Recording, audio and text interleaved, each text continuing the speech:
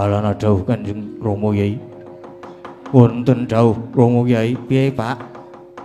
Ana apa kok sajak Nyolowadi kok nganti gembrobyos kaya ngono kuwi ana apa ta Pak jane?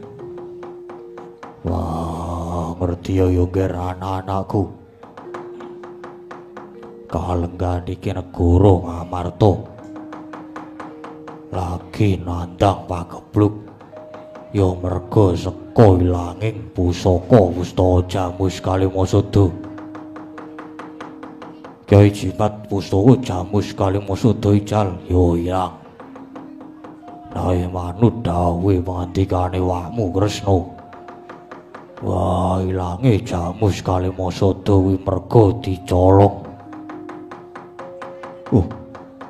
Menawi dipun cidra lajeng sinten ingkang wantun nyidra Kanjeng Rama? Wah, iki abot merga manut dawuhe Kresna kakangku.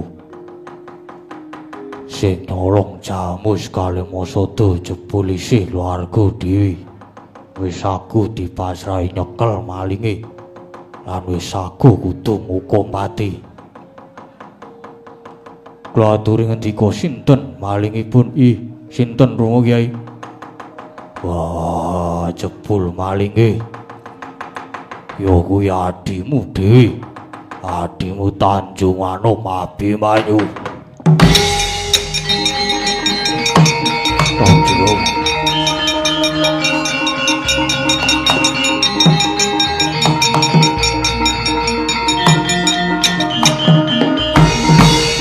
Aduh, Tanjung. Kula mboten nglentu pamireng kula kados mboten pinanggih nalar. Adik kula Abimanyu dados Duratmaka. Wah, maune dhewe aku ya ora percaya. Nanging dawuhe wakmu Kresna kasunyatane pancen mengkono. Gatot wonten dawuh. Ayo melu aku. Wah, goleki adimu Abimanyu. Yen pancen malinge kuwi Abimanyu, wah aku kudu tegel.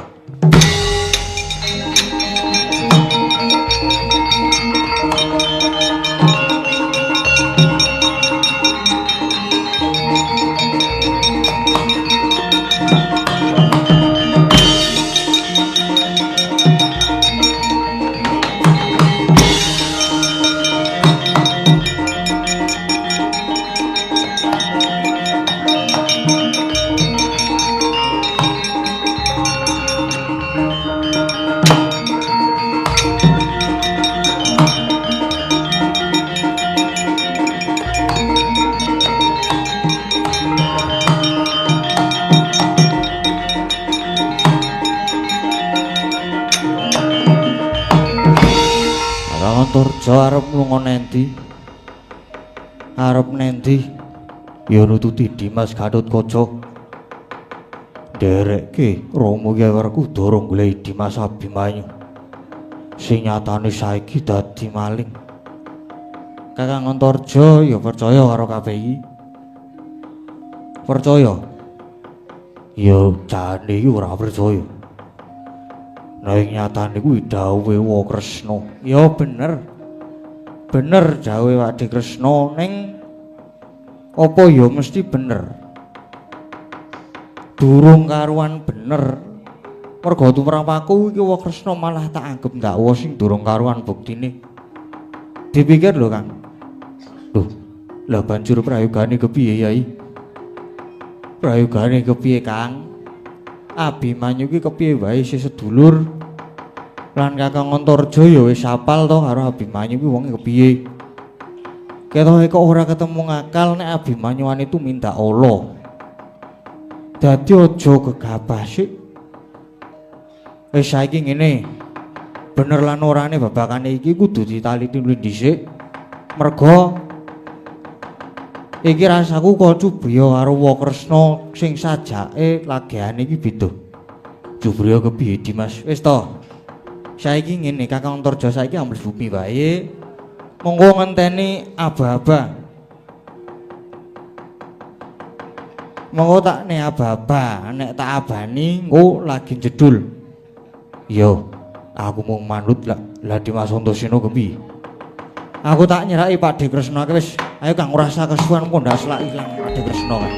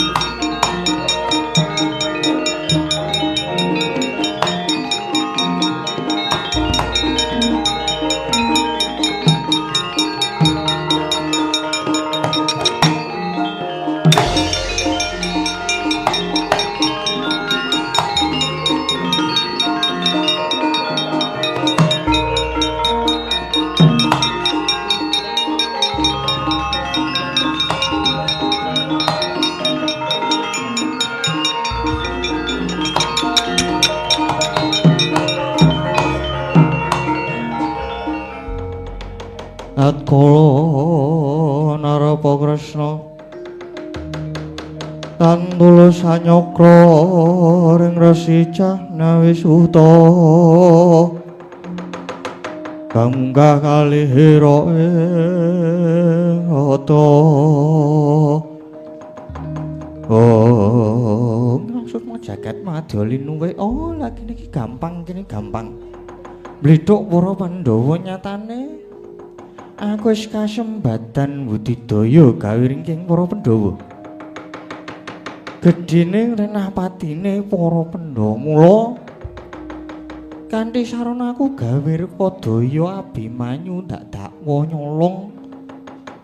Ya kuwi pustaka Jamus Kalimasada. Mongko Werkudara ya wis saguh bakal midana pati karo Abimanyu. Nek Werkudara wis ketemu Abimanyu tanpa ditakoni mesti langsung dipateni Abimanyu mati. Mesti anak Prabu Puntadewa banjur nesu karo Werkudara, Pandhawa malah banjur padha regejekan dhewe. Lah gene iki yo gampang gawe rusaing para Pandhawa. Kasembatan sing dadi ancasku mung kari matur ana ngersane Prabu Duryudana. Mesti aku banjur dialem-alem disungga-sungga lan banjur bakal diparingi bebana sing akeh. Ya wis tak bali nang Astina saiki.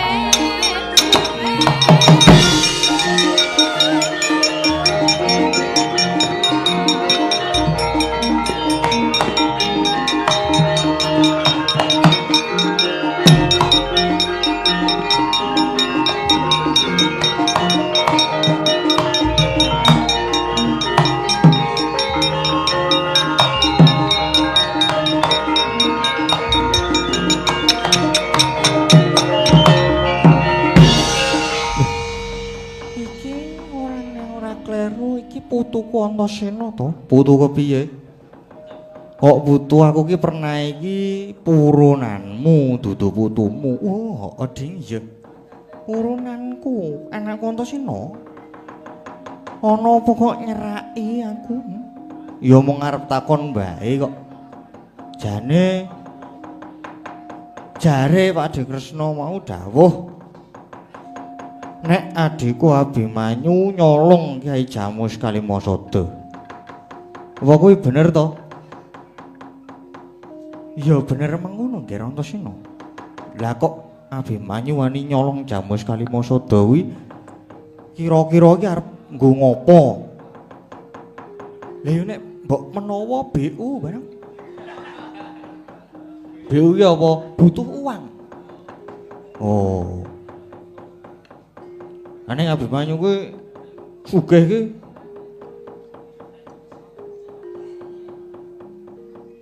Mbok menawa entek dienggo main Antasena. Wah, yo ora aneh-aneh senengane kok. Ya sing cetha negara Ngamarta lagi nandhang pagebluk merga saka ilange pustaka Jamus Kalimasada. Lan ilange dicolong karo adimu ya kuwi Abimanyu. Kose. Kok Kresna iso mestheke sing nyolong Abimanyu ki? Lho, Ratu Ndrawati Prabu Sri Bathara Kresna ki. Lah ya ratu sing Mas kita to. Heeh. Lan duwe pusaka jenenge Kaca Paesan. Ya. Lah bareng tak ungak cetha banget ning kono gambare nuduhake Abimanyu sing nyolong Jamus. Oh. Dadi le ndelok lewat Kaca Paesan kagungane Pak Dikresna to. Iya.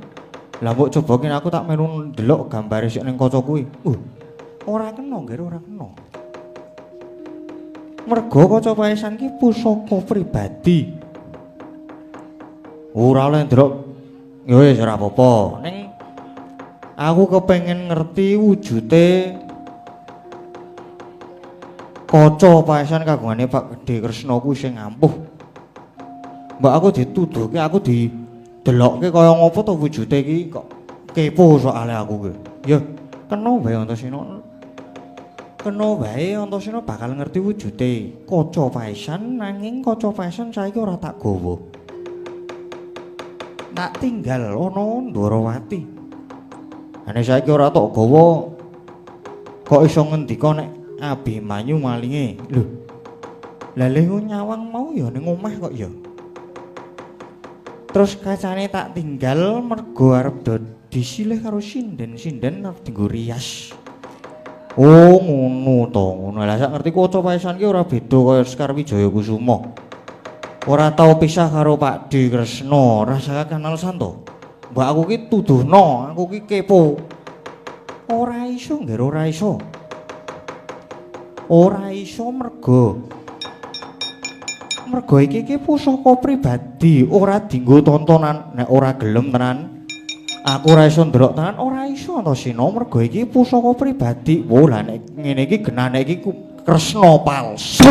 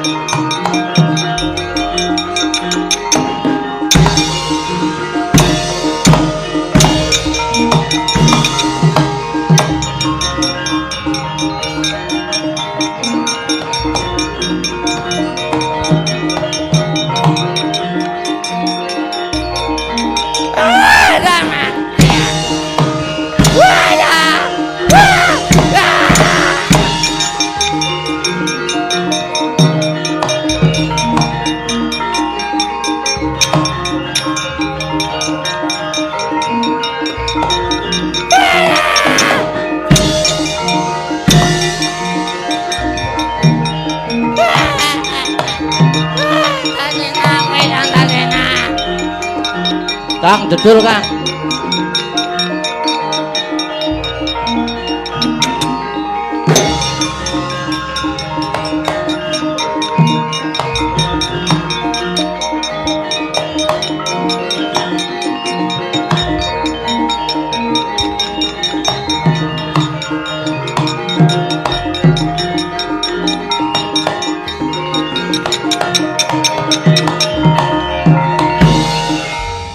Dimas. Iki kok Eyang Durna. Tatu kabeh iki. Oh, pancen bar tak ajar kok. Kang. Aku mau lek ya wis kandha. Nek perkara iki kudu diteliti luwih dhisik lan aku ya cubriya karo Kresna larak tenan to. Ana Kresna kok ambune apek iki mulane ra mungkin kok. Mulane iki mau terus tak ajar yo Badar ngene iki.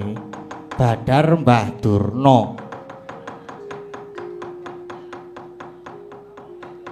Ana Kresna kok mambu jaran ya ora mungkin to. Iya. Dadi Kresna mau kedadian saka Eyang Durna iki. Lah iya. Kedadian saka Mbah Durna. Gugu karepe dhewe sampean ki pendhita ning ora patut diajani ya pancen kudu diajar. Kami jangan mati aku.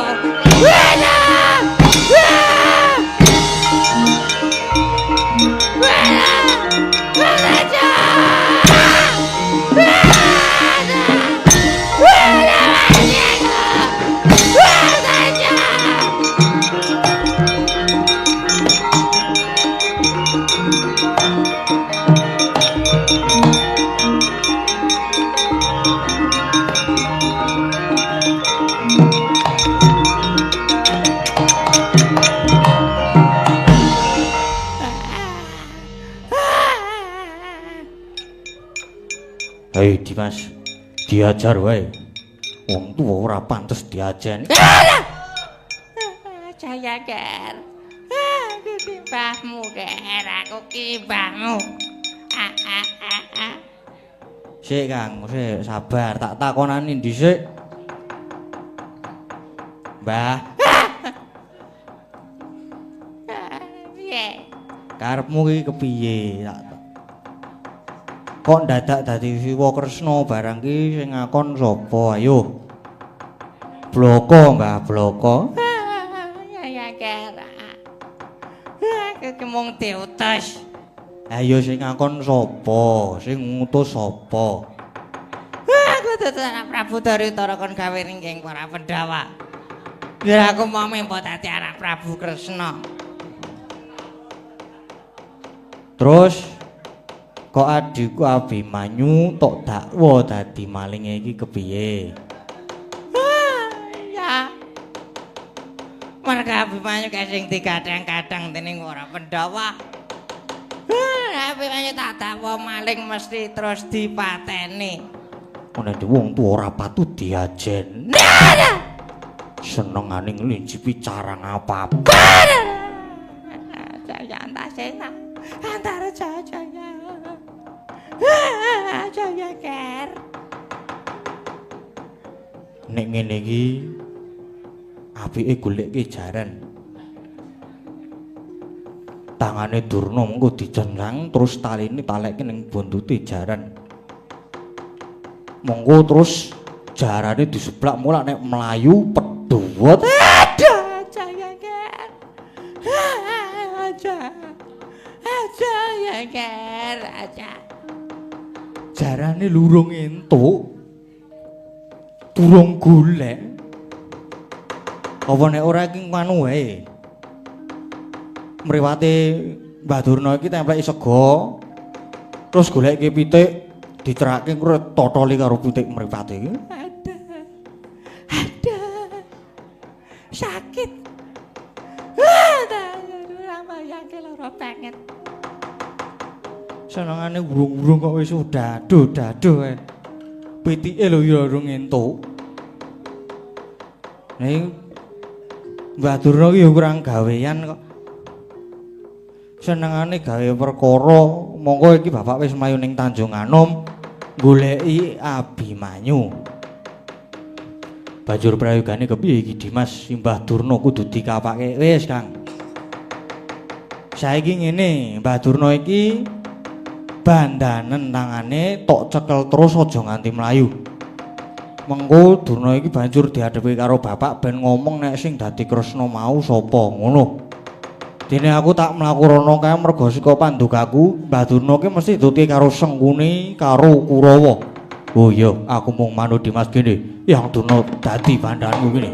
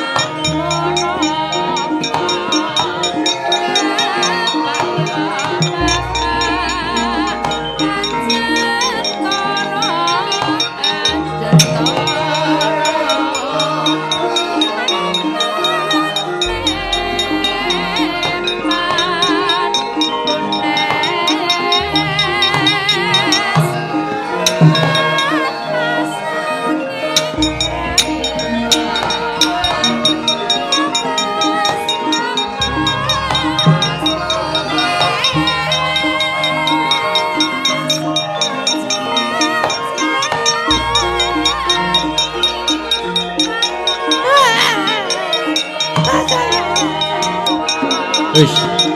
Melu aku.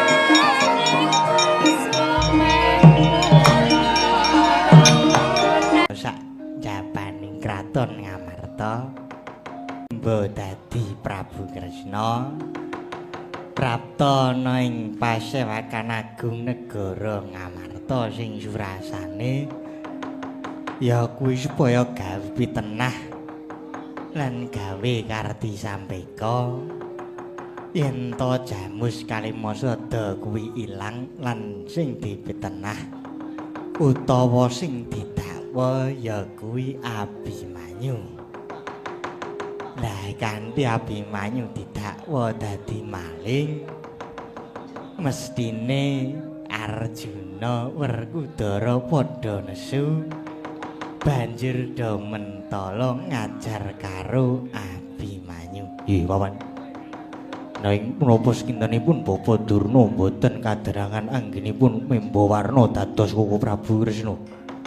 Nggih, Paman, kula inggih ngatosaken dhateng Rama Begawan. Menawi Rama Begawan Durna menika mangke kadenangan kados pundi, Paman? Pesta aja sumelang. Bapakmu ya Kakang Durna kae pendeta sing ampuh. Lembut iso ungguli banyu iso malik dadi apa wae wis ta. Aja sumelang ora bakal konangan. Nggih, Paman. Laturi mrisani menika. Nika Antarja nggindhong Bapa Durna. Aduh. Cetha yen Bapa Durna kadenangan. Wah, gugu karepe dhewe. Antarja. Antarja Antasena mandheka culna wong tuaku Bapa Durna.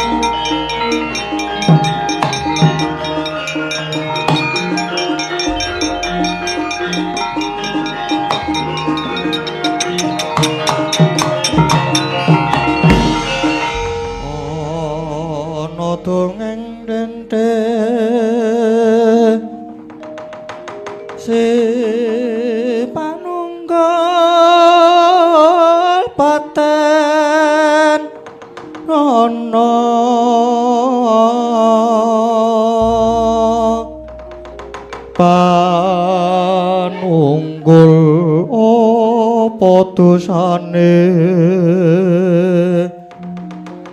dosa ngungkul isa sama aja tindak kualat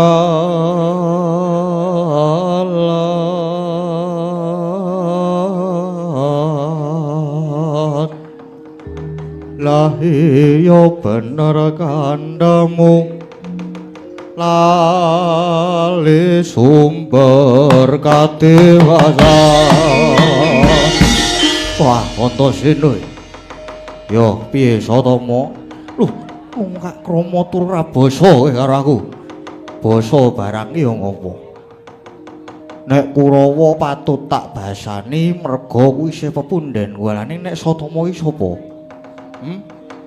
Kowe iki dudu Kurawa ka, ora patut. Kowe saiki sumingkira Antarja kae konen mrene konen nguali kebandane wong tuaku ya Bapa Durna kowe. Kakang Antarja mending Mbah Durna ki sing ngakon ki aku kowe.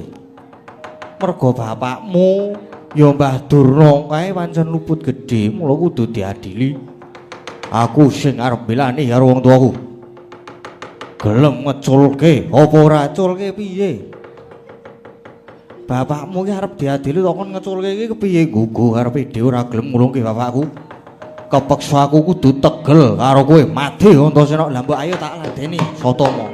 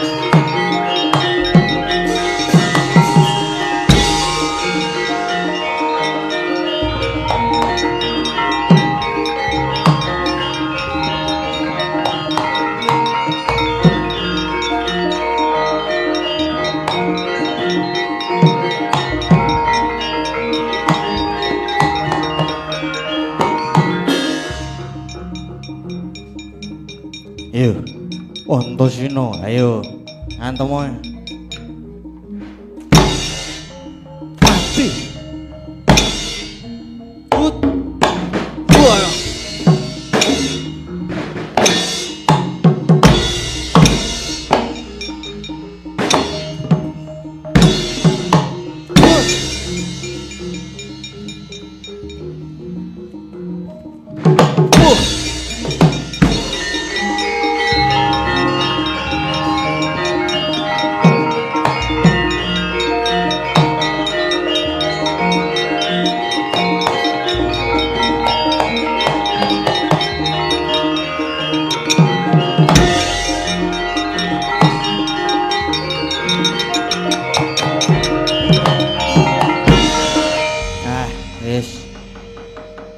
Sawang saka kene Kurawa wis do mundur ya.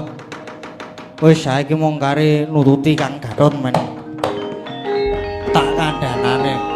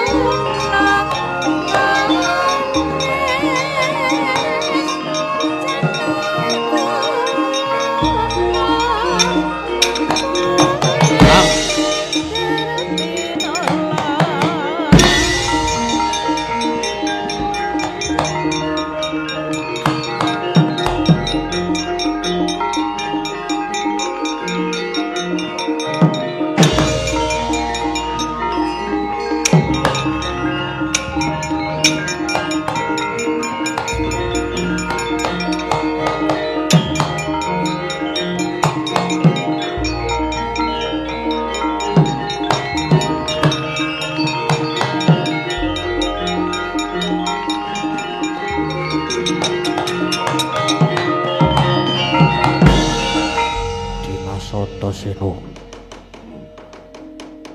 nututi lan nyandhet marang pun Kakang. Mandheg dhisik Kang, mandheg dhisik. Kakang Gatot iki saiki arep mateni Abimanyu. Mestine wae ngono. Tinimbang duwe adi sing wis ngorek-orek marang wong tuwa. Ora sudi duwe adi Abimanyu. Kok sik sabar to, Kang? Sabar. Nek sampeyan mateni Abimanyu, mengko getun, mesti getun. Getun kepiye? Sebab apa? Aku wis nyekel sing dadi tuk sumbering perkara. Ya kuwi Wa Kresna. Dimas, aja wanen. Wo Prabu Ndrawati kuwi punden kosik to.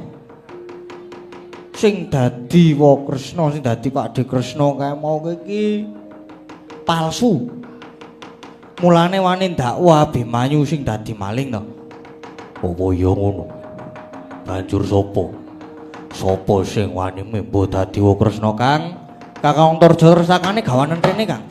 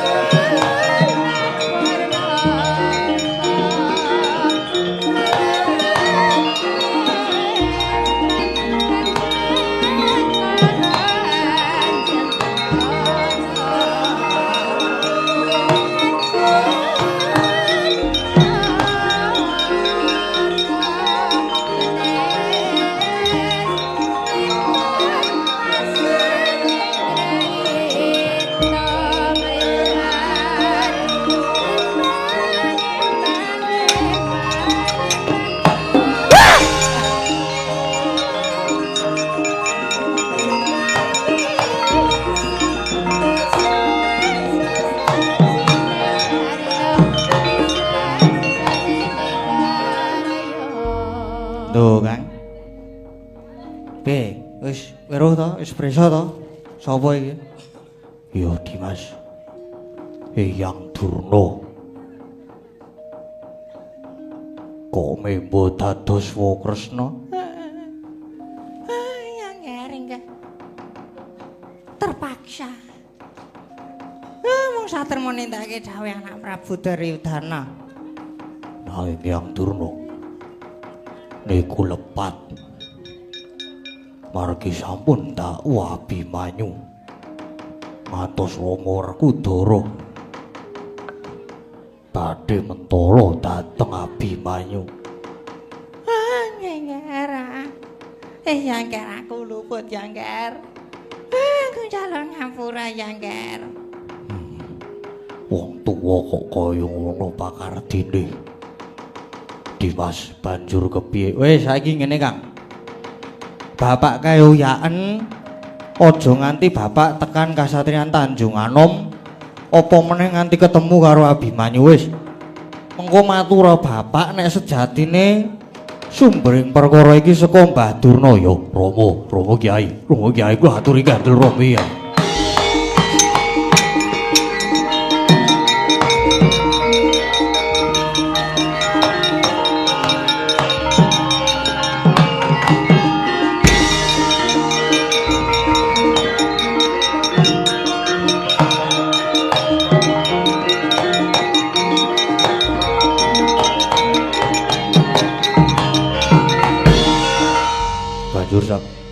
Banjur iki kepiye Dimas? Yang Durna iki kudu dikepiyake meneh. Wis tetep dadi bandan terus. Mengko diaturke ana ngresane bapak. Mengko yen Rama duka, mengko aku sing tanggung jawab wis. Pokoke Mbah Durna iki dibondo terus. Ada mati aku, mati tenan aku. Bondo Kang, ya Dimas.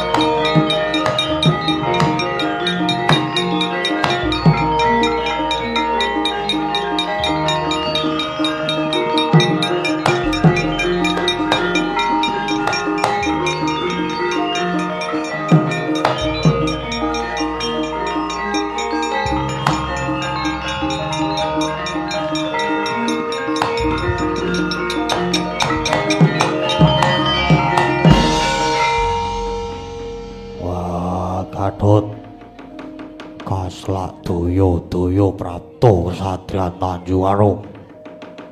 Wah, nyekel Abimanyu malah tok candet. Ayo gawe budal bagi rumbin Romo Kyai. Nang badhe jauh satu Romo. Mumpung mriku dereng lajeng kelampah. Kula aturi nyabaraken anggenipun badhe mikut Dimas Abimanyu. Lan sampun ngantos matrapi pidana dhateng pun Abimanyu. Wah, Abimanyu luput kombo ayomi. Wah, aja mbok tumbani. Mboten kateges kula badhe ndombanipun Abimanyu. Nanging babakan icalipun pusaka Jambus kali Masada menika. Jebul udraning perkawis malah dumunung wonten ngersanipun Prabu Ndarawati. Wong Kresna sampun dakwa dhateng Abimanyu. Wah, kowe aja ngawur. Kresna kakangku kae wong limpat. Ih. Namung kasingatanipun jebul menika namung Wong Kresna ingkang membo warna. Menika sanes Ndarawati. Kresna kakangku to anggep palsu utawa salah kedadèn kasinggihan mekaten Kanjeng Rama. Menika jebul panjalmaning mengsah. Wah, banjur sapa sing dadi Kresna iki? Kula sampun nekseni piyambak. Nanging nuwun sewu. Nuwun sewu ingkang membo dados Wong Kresna. Menika jebul Eyang Durna. Wah, cangkemmu.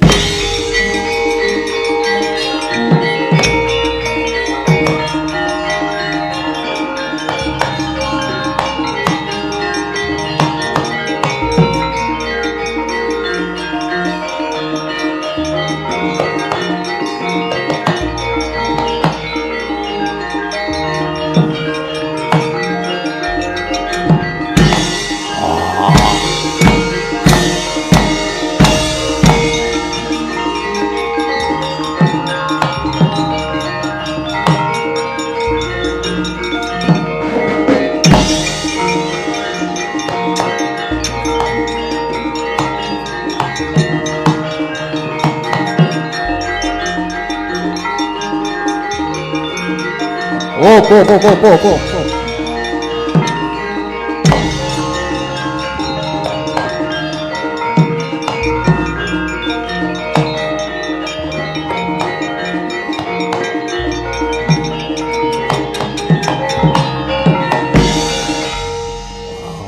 Iki meneh. Antasena. Arep melu-melu malah tajar sisan. Heeh. Ngajaro ning mengko dhisik to, sabar. Seneng kok wong kok grusah-grusuh. Kakang Gathot iki bener. Mula banjur takon ngendhake bapak merga sing iso mbukak wadi iki aku. Buka wadiwi. Buka wadi lalakon iki yen sejatine Wong Kresna kae mau Durna. Wah, Areng apa? Ora wae sabar. Saiki aku tak takon ngendi ana Kresna kok waton dakwa. Abimanyu dituduh maling iki. Ya aku dadi cubriya to. Nah, mulane aku terus naliti perkara iki kepeksa aku mau wani karo Pakde Kresna tak polo tak ajar. Lah, terus dadi badar dadi Durna kowe. wah, aja ngawur. Yen pancen ngono aku perlu bukti. Oh iya nek perlu bukti Kang Antarja. Tersangane gak rene Kang.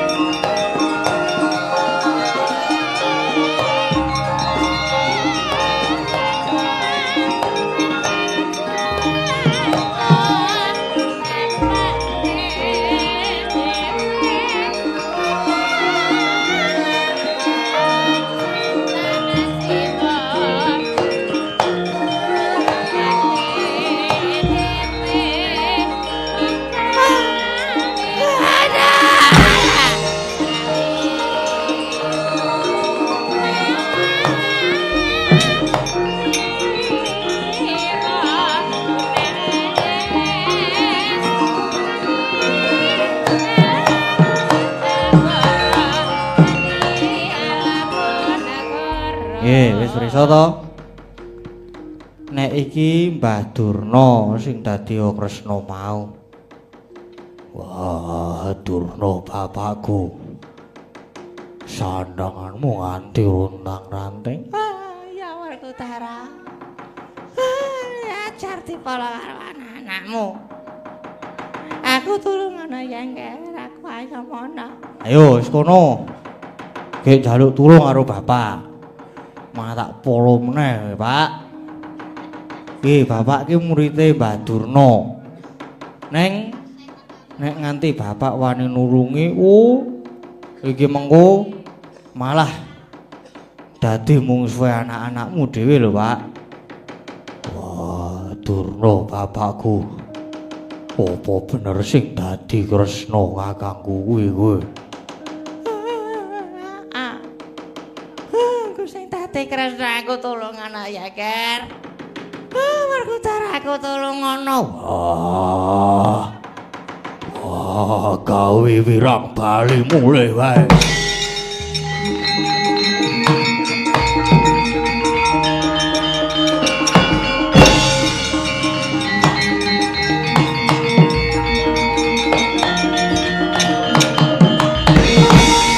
Yes.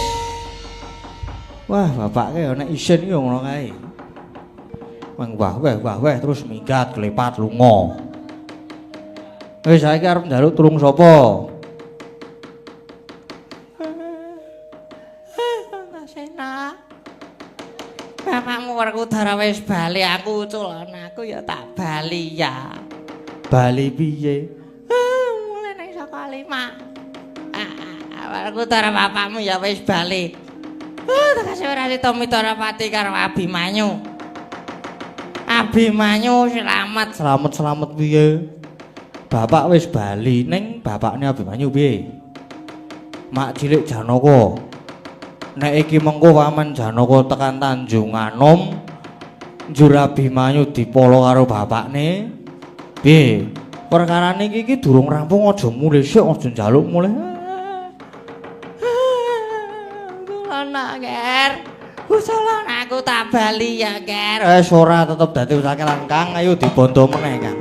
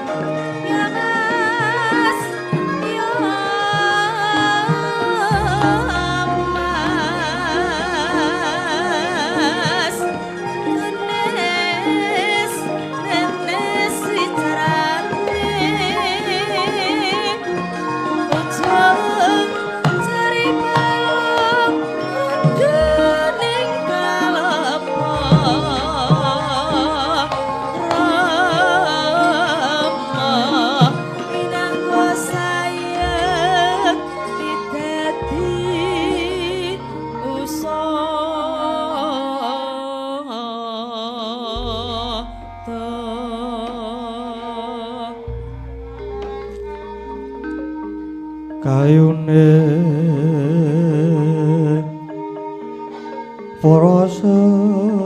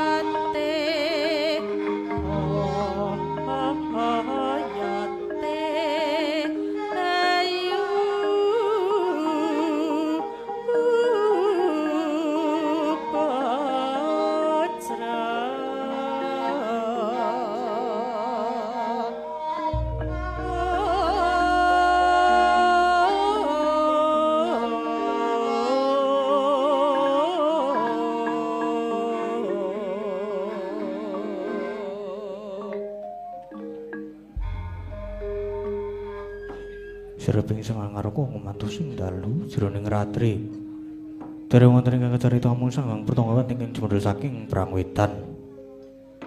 Nadayan kalengan megar gunung-gunung warandini bisa merbawani jagat raya.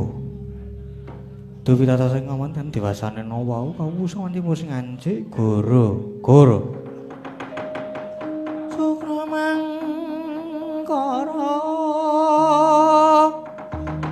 tumpang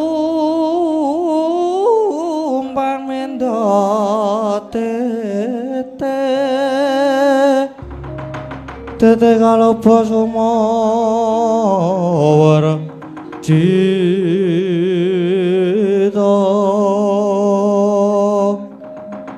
anggara kata Buddha Maeswaraswati mintuna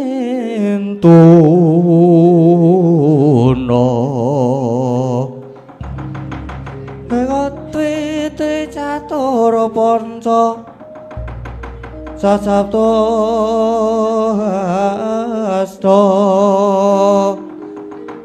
astana dasa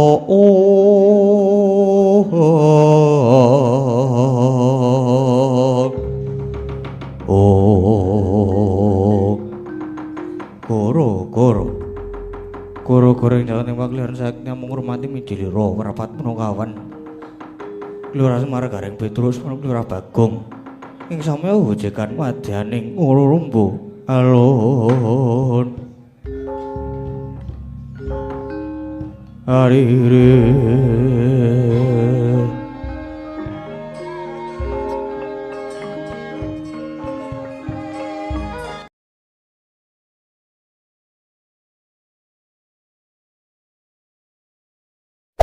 Hey there.